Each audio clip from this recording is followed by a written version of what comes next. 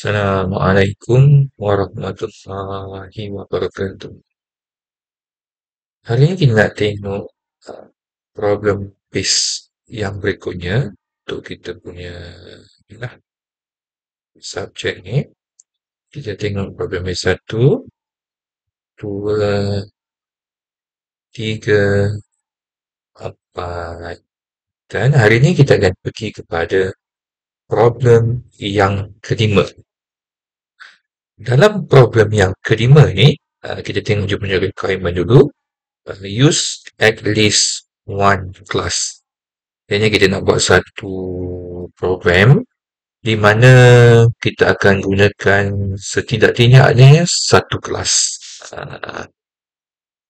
Okey, dalam kes ni kita tengok dia punya yang warna hijau tu, display the welcoming message or instruction. Kita akan buat lah dia punya welcoming message, instruction, welcoming message, instruction. Lepas tu kita dengar your system will get information on coordinate 1, coordinate 2, height and radius.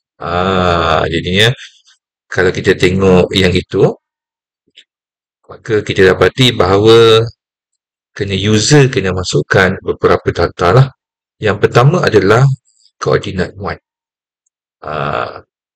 Dan yang kedua, coordinate 2. Yang ketiga, height. Dan yang keempat adalah radius. Okay. The next line, for class line. Okay. Jadi apa tujuan user masukkan coordinate 1 dan coordinate 2? Kita nak buat untuk data tersebut akan digunakan untuk kelas line lah. Dan dalam kelas line tu kita akan buat dia punya method lah untuk kira dia punya distance dan dia punya slope. Kita nak kira dia punya distance dan dia punya slope. And the next class is a cylinder class, di mana user ada masukkan dia punya height dan radius. Dalam kes ni kita nak kira dia punya value. Okay, berdasarkan data yang user masukkan, height dia berapa and radius dia berapa, kita boleh calculate dia punya apa tadi, volume. Dan yang kedua adalah surface area. Surface area. Dan untuk yang ini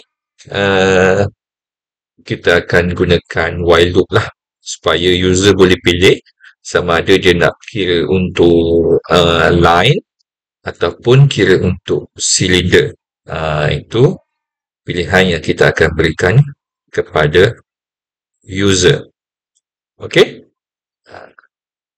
Untuk itu kita akan tengok dulu apa yang kita perlu carilah.